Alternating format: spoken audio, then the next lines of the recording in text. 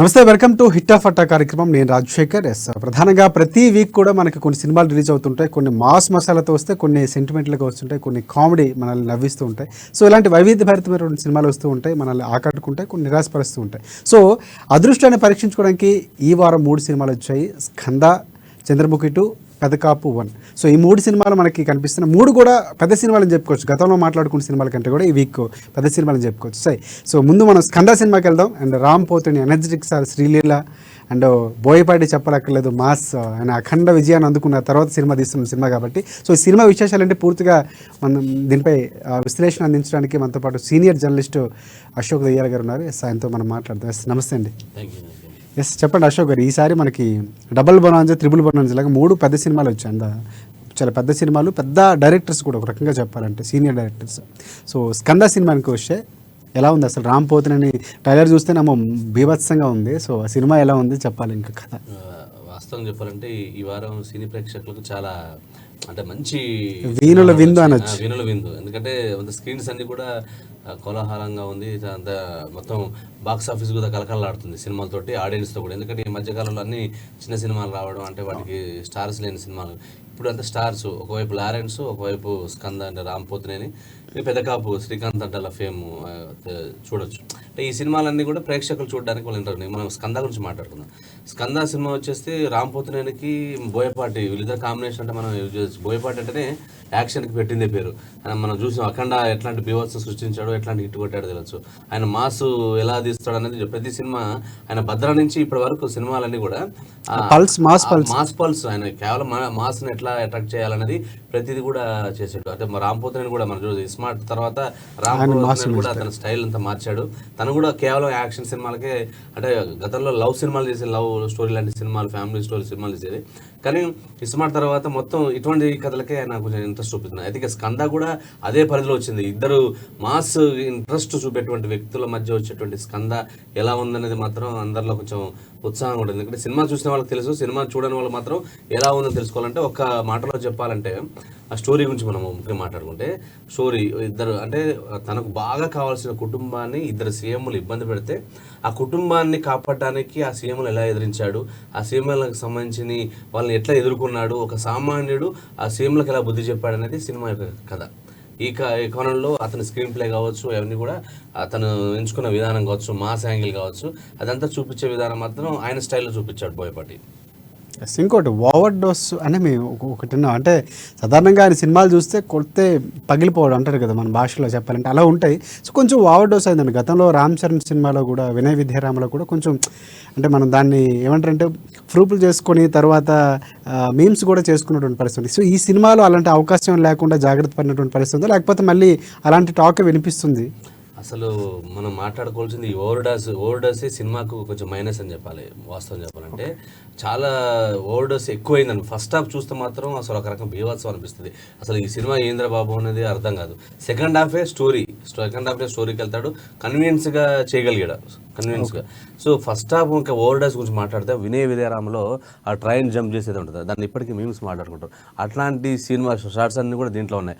అంటే ఇక్కడ బోయపాటి గారికి అంటే వాస్తవంగా ఆయనకు తెలిసియా చేస్తారా, తెలియక చేస్తారా తెలియదు, ఎవరైనా సజెషన్ చేస్తారా తెలియదు. అంటే అతను ఏది కూడా పీక్స్లో చూపించాలనుకున్న ప్రతి సీన్లో కూడా అట్లా చేపించాడు.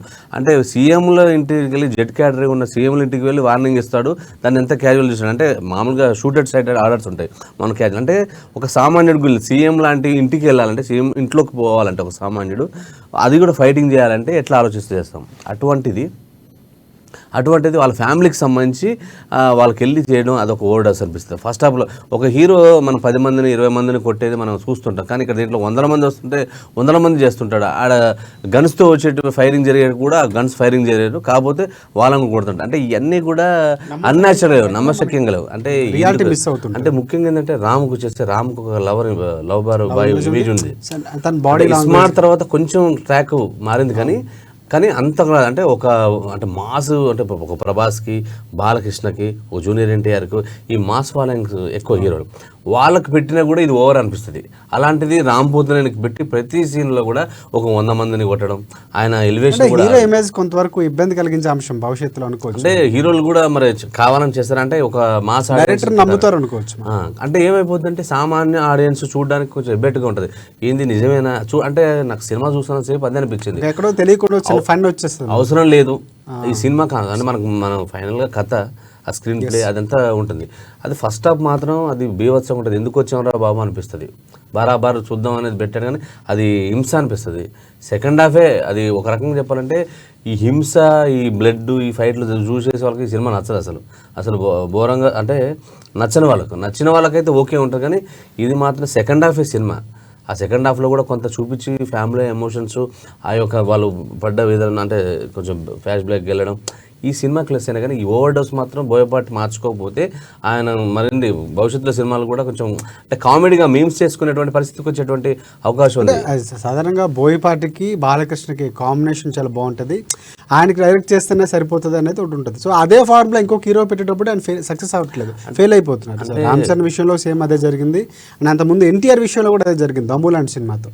సో అది మనం ఈ సినిమాతో మరొకసారి విశ్వసించవచ్చు అంటారా? ఖచ్చితంగా. ఎందుకంటే బోయపాటి గారిని మనం నించడం కాదు కానీ ఆయన ఆల్రెడీ ప్రూవ్ దర్శకుడు, ఒక టాప్ డైరెక్టర్ కాబట్టి అతని నుంచి మంచి సినిమాలు ఎక్స్పెక్ట్ చేస్తారు. యాక్చువల్గా ఇది ఓవర్ డోస్ అవసరం లేని చోట అవసరం లేదు. అంటే సినిమా అంతా ఒకేలాగా ఉండడం వేరు. ఒక్క కాడ అవసరం అంటే అది సినిమాకి కావాల్సిన ఆ ఎఫెక్ట్ ఇవ్వాలి. ప్రతి సీన్ అలా ఉండిందంటే ప్రతి సినిమాలో కూడా ఆ ఓవర్ అంటే అదంతా టేకింగ్ అవ్వచ్చు. ఆ మ్యూజిక్ కూడా ఒకటి దీంట్లో అసలు ఇది కూడా ఓవర్ డోసే. తమ్మన్ మ్యూజిక్ అసలు చూస్తున్న సేపు మన డబ్బాలో రాళ్ళు కొట్టు కొన్ని హెచ్చరికలు కూడా వచ్చాయని విన్నాం మనం సోషల్ మీడియాలో. అంటే టూ మచ్గా అనిపించింది. అదే అంటే ఇది మేకింగ్ స్టైల్ మార్చుకోవాలంటే బాగుంటుంది. ఎందుకంటే ఆయన స్టార్ డైరెక్టర్, మనం చెప్పట్లేదు. సినిమా రిజల్ట్ పరంగా మంచిగా అనిపించినా కూడా ఇవన్నీ కూడా ఓవర్ అనిపిస్తుంది. అంటే సామాన్య మిస్ అవుతుంటుంది. రియాలిటీ ఉంటే సినిమాలు చాలా నిలబడ్డాయి, వాటికి అవార్డ్స్ వచ్చాయి, మంచి మంచి కలెక్షన్స్ వచ్చాయి. ఇవి మీమ్స్ మాట్లాడుకుంటున్నాం. ఈ సినిమా బాగుంది కానీ ఆయనకు ఫ్యాన్ ఫాలోయింగ్ అయితే వేరే ఫాలోయింగ్ లేని హీరో చేస్తే మాత్రం సినిమా ఫ్లాప్ అని ధృవీకరించారు.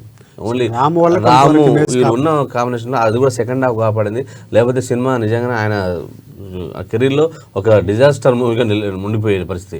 ఆ ఓవర్డస్ తగ్గించుకో కథలో బలం ఉంది అనుకోవచ్చు. అంటే మీరు చెప్పిన స్టోరీయే చాలా డిఫరెంట్గా ఉంది. అసలు ఇద్దరు సీఎంలు తీసుకొని సో ఈయన కన్విన్స్ ఒక సామాన్యుడు అనే ఎదుర్కోవడం అనేది ఒక డిఫరెంట్గా. అంటే అలాంటి టైంలో చాలా సీన్స్ చాలా ప్రధానంగా కీలక పాత్ర పోషిస్తాయి. ఆయన రాసుకుని రేట్ చేసే విధానం అంటే స్క్రీన్ ప్లే కానీ లేకపోతే దానికి సంబంధించిన సన్నివేశాలు కానీ స్ంభాషణలు కానీ. సో ఈ విషయంలో ఏమైనా జాగ్రత్త కనిపిస్తుంది లేదంటే ఓవర్ డోస్ మీరు అన్నట్టు ఆ మార్కు బోయపాటిదే కనిపిస్తుంది?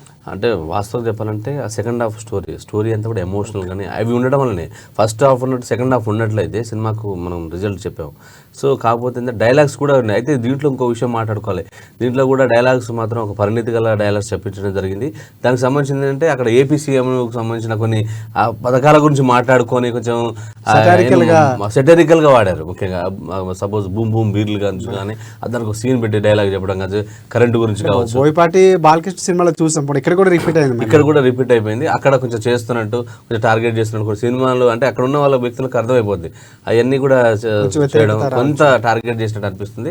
మొత్తానికి మాత్రం శ్రీలీల పాత్ర ఎలా ఉంది అంటే ఆమె డాన్స్ ఐటమ్స్ చూస్తే మనకి అసలు ఇద్దరికి కాంబినేషన్. ఎందుకంటే ఆమె ఇంటర్వ్యూలో చెప్తూ కూడా రామును మ్యాచ్ చేయాలంటే మెగాస్టార్ చెప్పినట్లు బాగా చేస్తాడని అనిపించిందని కూడా ఆమె కామెంట్ చేసింది. సో ఇద్దరు డాన్స్ ఐటమ్స్ కానీ లేకపోతే పెర్ఫార్మెన్స్ విషయంలో కానీ ఎలా ఉందో? శ్రీలీల సినిమాకు చాలా వాస్తవంగా చెప్పాలంటే ఆమెకు పాత్ర పరిధిలో చేసింది, తనకు ఇంకా మరింత ఇవ్వాల్సింది, స్కోప్ ఇవ్వాల్సింది. ఆ స్కోప్ లేదు.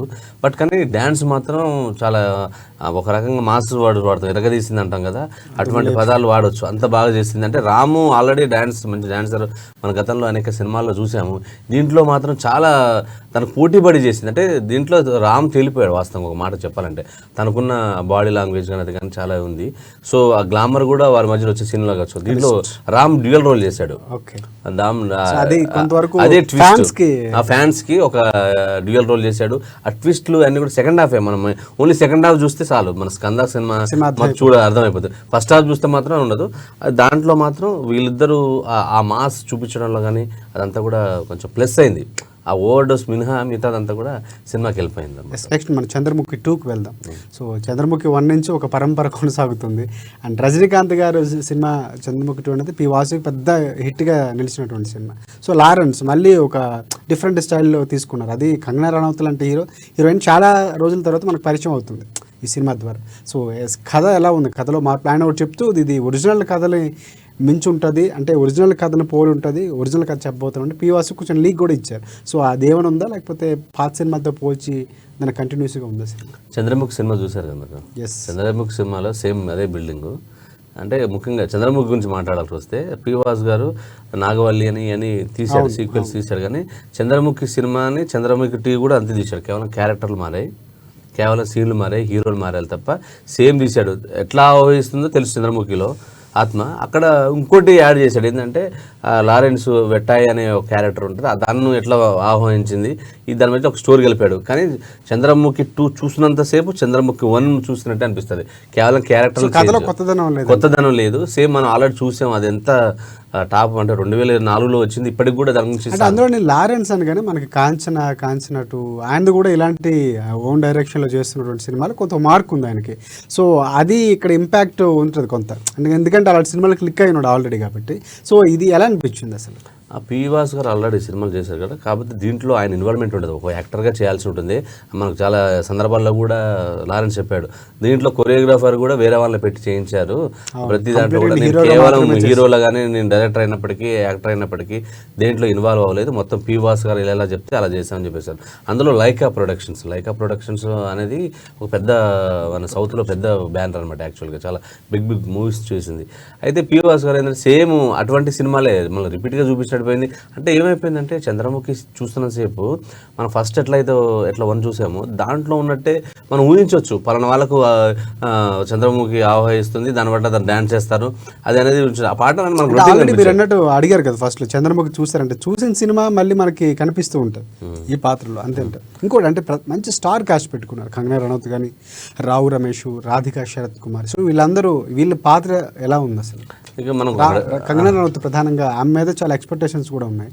సో తనని ప్రత్యేకంగా తీసుకోవడానికి తన పాత్రకి ఏమైనా ప్రాధాన్యత ఉందా? అక్కడ జ్యోతిక ఉంది, ఇక్కడ కంగనా రనౌత్ ఉంది.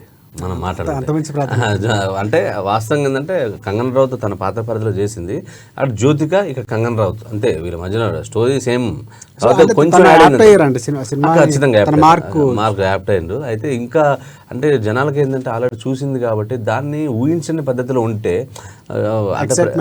ఎగ్జైట్మెంట్ అనేది దీంట్లో లేకుండా పోయింది. మనకు ఆ పాటలు వస్తుంది, అదే డ్యాన్స్ వస్తుంది, అదే మళ్ళీ తను వేరే వ్యామోహంలో పడడం, అంటే ప్రేమ రావడం, ఇదంతా కూడా జరుగుతుంది. దాంట్లో సేమ్ చూపించే అదే ప్యాటర్న్ లో కొన్ని చేంజెస్ అవి మనం ఊహించవచ్చు. కామెడీ ఇవన్నీ దాంట్లో ఏంటంటే ఈ వడివేలే అక్కడి నుంచి అవుతున్నాడు, అంటే కొనసాగింపుగా 1-2 క్యారెక్టర్, దాంట్లో వడివేలు క్యారెక్టర్ ఒకటే కొనసాగింది. దాంట్లో క్యారెక్టర్లు అన్ని చేంజెస్, దీంట్లో చేంజెస్ అంటే అదొక్కటే ఉంది. ఆ వడివేలు కామెడీ మనం చూడొచ్చు, కొంచెం ఆయన ఈ సినిమాలో కొంచెం ఎంటర్టైన్మెంట్ చేయగలిగాడు. కాకపోతే ఇంకోటి ఎంఎం కీరవాణి మ్యూజిక్, అంటే ఆయన ఫస్ట్ టైం ఇలాంటి జోనర్ సినిమాలకి ఒక రకంగా మ్యూజిక్ చేస్తున్నారు అనుకోవచ్చు. ఆయన చెప్తూ పాత సినిమాల కంటే నేను బెస్ట్గా ఇవ్వడానికి ప్రయత్నం చేశాను కూడా ఆయన చెప్పారు. సో ఆయన మ్యూజిక్ సినిమాకి ఎంత హెల్ప్? మనం ఎంఎం కీరవాణి గురించి మనం మాట్లాడుకోవచ్చు. ఆయన బాహుబలి కావచ్చు, RRR కావచ్చు, ఆ యొక్క రేంజ్లో తీసుకెళ్ళాడు. మనం తీసుకోవచ్చు, ఆస్కార్ అవార్డు కూడా వచ్చింది ఆయన చేసిన. సో ఆయన విషయానికి వస్తే విద్యాసాగర్ రావు దానికి మ్యూజిక్ చేశాడు ఫస్ట్ 1. సో అంటే సాంగ్ సేమ్ మ్యూజిక్ అయిపోయింది. కాకపోతే RRR మాత్రం దీంట్లో మాట్లాడుకోవాల్సి వచ్చిందంటే ఒక RRR గురించి మనం కీరవాణి మార్క్ ఉంది, కీరవాణి మార్క్ ఉంది కాబట్టి అది వచ్చింది. కాకపోతే మనకు ఇక్కడ తేలిపోయేది ఏంటంటే కథ సేమ్ ప్యాటర్న్ ఉండడం, తెలిసిన కథలు ఆడడం కదా కొంత అనిపిస్తుంది, ఎంత ఇబ్బంది అనిపిస్తుంది అంటే ఈ కొత్తగా చూసే వాళ్ళకు అది చూసిన వాళ్ళకి ఇది ఓకే ఎగ్జైటింగ్ ఉంటుంది, కానీ అది చూసిన వాళ్ళు మాత్రం ఖచ్చితంగా దాని ఎఫెక్ట్ ఉంది. పాత సినిమాలతో కంపేర్ చేసుకొని లేకపోతే ఆ సినిమా చూసి మనం చూస్తే ఎక్సైట్మెంట్ అనేది ఉండదు. సీన్స్ కూడా సేమ్ అదే అయిపోయింది. ఇప్పుడు ఆ గదికి వెళ్ళొద్దు అంటే ఆ గదికి తను వెళ్తుంది, ఈ గదిలో దీంట్లో గదికి వెళ్ళొద్దంటే గదికి వెళ్ళి అందరికి చూడాలి, అది సేమ్ అక్కడ సీన్లు ఉన్నాయి. కాకపోతే క్యారెక్టర్లు ఆ కామెడీ కొంత ఆ చేంజెస్ లేకపోవడం, అంటే అది కొంచెం కొత్తగా చూపించుంటే స్టోరీ హెల్ప్ అయ్యేది. కానీ ఎందుకంటే ఇంతమంది స్టార్స్ పెట్టుకుంటారు, కంగనా రనౌత్ అంటే తను నార్త్లో పెద్ద బాలీవుడ్లో పెద్ద హీరోయిన్, తనతో బిజినెస్ కానీ అది కానీ పెద్ద అంటే కంగనా రనౌత్ సినిమా వెళ్ళడానికి అవకాశం ఉంది. అంటే అంత రీచింగ్ ఉంటుంది యాక్చువల్గా, అంత రీచింగ్ ఉన్నటువంటి. అందుకే మణికర్ణికతో తను చాలా మంచి పేరు తెచ్చుకుంది. అండ్ తర్వాత వచ్చినట్టు జయలలిత సినిమా ఇవన్నీ కూడా చాలా ప్లస్ అయినాయి ఓకే. అటువంటి ఆర్టిస్ట్ చూసి లారెన్స్ కూడా ఎందుకు వరుసగా మనం కొడుతున్నాం, మనం కాంచన సిరీస్లతోటి ఆయన వరుసగా హిట్లు కొట్టుకుంటూ వెళ్ళిపోతున్నాడు. సో ఇది కూడా ఈ కాంబినేషన్ పీవాస్ అన్ని సరుకుల మనం రాధికా శరత్ కుమార్ వీళ్ళందరూ నటించడం, మన రావు రమేష్ పాత్ర ఎలా ఉంది? రావు రమేష్ దాంట్లో సేమ్ పాత్ర బాగుంది. అంటే ఆయన ఒక స్వామీజీగా చేస్తూ ఎవరికి ఆహ్వానించింది చెప్పే పాత్రనే దాంట్లో ఎట్లా అవుతుంటుందో 2లో ఆయన చెప్పే పాత్ర. సో తన పరిధిలో మాత్రం కొత్త క్యారెక్టర్ చేశాడు. ఆ క్యారెక్టర్ లో కొత్త పాత్ర ఛాలెంజ్ చేశాడు. దీంట్లో లారెన్స్ తన పాత్ర పరిధిలో చేశాడు. ముఖ్యంగా చెప్పాలి కంగనా రౌత్ మాత్రం ఈ సినిమాకి హైలైట్. ఎస్, మనం నెక్స్ట్ ఇంకో సినిమా పెద్ద కాపు 1, శ్రీకాంత్ అడ్డాల డైరెక్షన్, చాలా పెద్ద క్రూ ఉంది. విరాట్ కన్నా, ప్రసవి శ్రీవాస్తవ హీరోయిన్లు అయితే మిగతా ఉన్న కాస్ట్ మొత్తం రావు రమేష్ దగ్గర నుంచి రాజీవ్ కనకాల వీళ్ళందరూ కూడా పెద్ద కాస్ట్, స్టార్ కాస్ట్ని పెట్టుకొని చేశారు. సినిమా ఎలా ఉంది అసలు? అంటే ఇది కూడా పాత సినిమాలు పోల్చుకొని తన పంతను మార్చుకొని ఆయన, ఎందుకంటే ఫ్యామిలీకి సంబంధించినటువంటి సినిమాలు తీసినటువంటి డైరెక్టర్గా పేరున్న ఆయన కొత్త సినిమా కొత్త పంతలో ఒక సామాన్యుడు కథ తీసుకున్నారని చెప్పి మనకి సినిమాకి సంబంధించినటువంటి ప్రమోషన్స్లో చెప్పారు. సినిమా ఎలా, కథ ఎలా ఉంది అసలు? పెద్ద కాపు టైటిల్ అనేది ఒక వర్గానికి సంబంధించినటువంటి టైటిల్లా ఉంది. సో అలా ఏమైనా దానికి సంబంధించినటువంటి కథ ఏమైనా ఉందా? మనం చాలా సినిమాలు చూడవచ్చు. కొత్త బంగారులతో శ్రీకాంత్ అడ్డాల ఒక సినిమా కెరీర్ ప్రారంభించాడు. ఆ తర్వాత మనం చూసాం బ్రహ్మోత్సవం, డిజాస్టర్ తర్వాత కూడా నారప్ప, సీతమ్మ ఇట్లాంటి సినిమా వీటితోటి ఉన్నాడు. అంటే నారప్పతో తన స్టైల్ మార్చాడు యాక్చువల్గా. దాంట్లో ఏంటంటే శ్రీకాంత్ అడ్డాలకు దీంట్లో ఒక చాలా ధైర్యం చేసిన చెప్పి, ఎందుకంటే తనకు కావాల్సిన తన బామ్మరిదిని దీంట్లో హీరోగా పెట్టాడు, కొత్తగా హీరోని పెట్టాడు. ఎందుకంటే ఇప్పటిదాకా స్టార్స్తో సినిమాలు చేసినటువంటి శ్రీకాంత్ అడ్డాల ఫస్ట్ టైం ఒక కొత్త హీరోతోటి, అంటే విరాట్ కర్ణాని ఆయన హీరోగా పరిచయం చేశాడు.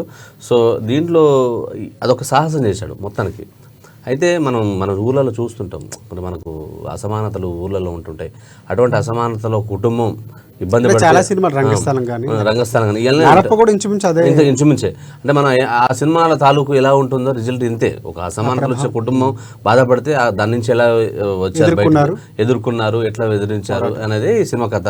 అంటే దీంట్లో కొన్ని ట్విస్టులు పెట్టాడు. ఏంటంటే ఎన్టీ రామారావు పార్ట్ పెడితే 1980s రామారావు పార్టీ పెట్టినప్పుడు అప్పుడున్న సమయంలో జరిగినటువంటి కొన్ని నాటకీయ పరిణామాలు ఏ విధంగా ఉన్నాయి సినిమా మనం చూసుకోవచ్చు. ప్రతి దగ్గర ఒక ఫైట్ ఉంటుంది. 80s రెండు బ్యాక్గ్రౌండ్, అంటే అప్పటి కాలాలు కూడా పోలిస్తూ సినిమా ఉందని విన్నాము. అవునండి, అట్లే ఉంది. అంటే అవన్నీ చూపించండి, అంటే మనం మళ్ళీ స్టోరీ కంప్లీట్ చెప్పేస్తే చూసే వాళ్ళకి ఎక్సైట్మెంట్ ఉండదు. సో ఆ టైప్ ఆఫ్ కథలు తీసుకొని ఒక విరాట్ కన్నా చేశాడు. అంటే ఆ విరాట్ కూడా చాలా ఎక్స్ట్రాడినరీ చేశాడు. ఫస్ట్ సినిమాలా చేయలేదు, చాలా ప్రూడ్ ఆర్టిస్ట్ చేశాడు. మనం చూసాం చోటకాయ నాయుడు కానీ, వీళ్ళ ఫోటోగ్రఫీ పెద్ద పెద్ద క్రూ ఆర్టిస్టులు కానీ అందరూ కూడా, అంటే మనం రావు రమేష్ ఇట్లాంటి క్యారెక్టర్ చేయడం కానీ, బయ్యన్న క్యారెక్టర్ చేయడం కానీ, వీళ్ళందరూ పెద్ద పెద్ద ఆర్టిస్ట్. అనసూయ కూడా దీంట్లో కూడా నటించింది. అంటే రంగస్థలంలో తన పాత్ర ఎట్లా ఉంటుందో దీంట్లో కూడా అట్లే చేరదేశ కుటుంబంలాగా చేసింది. మొత్తానికి మాత్రం సినిమాకు వచ్చి శ్రీకాంత్ అడ్డాల దీంట్లో క్యారెక్టర్ కూడా చేశాడు. ఆయన కూడా ఒక ఇంట్రెస్టింగ్ క్యారెక్టర్ చేశాడు. సో ఓవరాల్గా చెప్పాల్సి వస్తే శ్రీకాంత్ అడ్డాల ఈ సినిమాతోటి చెప్పే ప్రయత్నం చేశాడు. అంటే ఈ తాలూకు మనకేమంటే ఈ రంగస్థలం, నారప్ప లాంటి సినిమాలు మళ్ళీ కొంచెం చూపించిన కొంచెం రొటీన్ భావన ఉంటుంది, కానీ దాన్ని అందరూ తన పాత్ర చేసిన ఇటువంటి సీన్లు మళ్ళీ చూసినట్టు అనిపిస్తుంది. సో ఓవరాల్గా మాత్రం సినిమా మాత్రం ఇటువంటి కథలు నచ్చే వాళ్ళకి మాత్రం ఈ సినిమా ఖచ్చితంగా నచ్చుతుంది. Yes, thank you Ashok garu. ఇది ఇవాళ మూవీ సంబంధించినటువంటి హిట్ ఎఫర్ట్. సో ఈ 3 సినిమాలకు సంబంధించిన రివ్యూ అనేది మా దృష్టికోణంలో మా అభిప్రాయాలకు సంబంధించినటువంటి అంశంగానే పరిగణించాలి. ఎందుకంటే సినిమా అనేది ఒక గొప్ప అనుభూతి, అది ఒక్కొక్కరికి ఒక్కోలా కలుగుతుంది కాబట్టి థియేటర్కి వెళ్ళి చూస్తే అనుభూతిని పొందొచ్చు. కానీ పెద్ద సినిమాలు ఒక రకంగా చెప్పాలంటే ఈసారి గతంలో కంటే కూడా ఈసారి డిఫరెంట్ వేస్లో ఉన్నటువంటి సినిమాలు కాబట్టి ఖచ్చితంగా సినిమాలు చూడండి, ఆదరించండి. ఇది ఇవాళ హిట్ ఎఫర్ట్ కార్యక్రమం. సో నెక్స్ట్ వీక్ మరికొన్ని సినిమాలతో వాటికి సంబంధించిన రివ్యూస్తో మేము ముందుంటాం. సంటిల్ చూస్తుండండి అమ్మా న్యూస్, నిజం కోసం జనం కోసం.